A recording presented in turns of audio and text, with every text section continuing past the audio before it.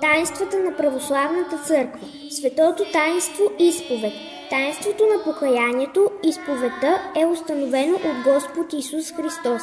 Той дава власт на апостолите да прощават или да задържат греховете на съгрешилите, както казва: на които простилите греховете тям ще се простят, на които задържите ще се задържат.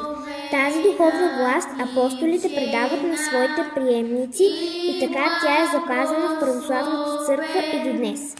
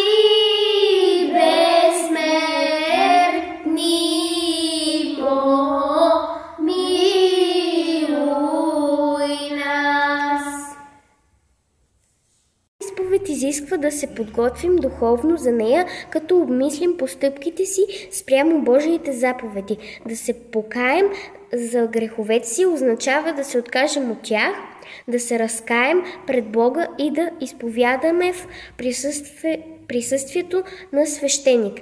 Изповедникът е само свидетел на всичко, което споделя каещият се. Велика е благодатта на Светия Дух, която се дава на изповядващия се с надежда за спасение на примиряване с Бога. Света литургия. След песнопението Тебе поем, епископът или свещеникът, като повтаря думите на Спасителя от Тайната вечеря, моли Бог Отец да изпрати Светия Дух върху молящите се и над принесените дарове, хляба и виното. Към причастяване могат да пристъпват всички, които са кръстени и са подготвени за това телесно и духовно. Христос воскресе из мертвих, смертью смерть поправ, Исус ти во гробе живот дарува.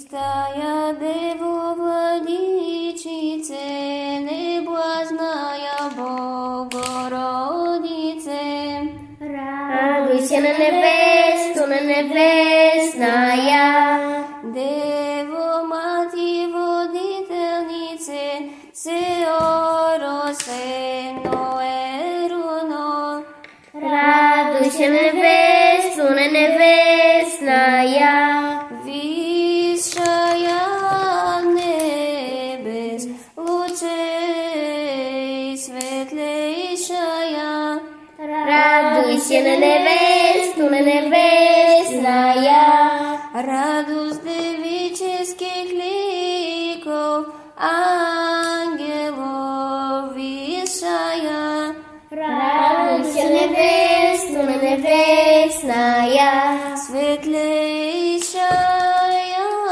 небес, света чистейшая.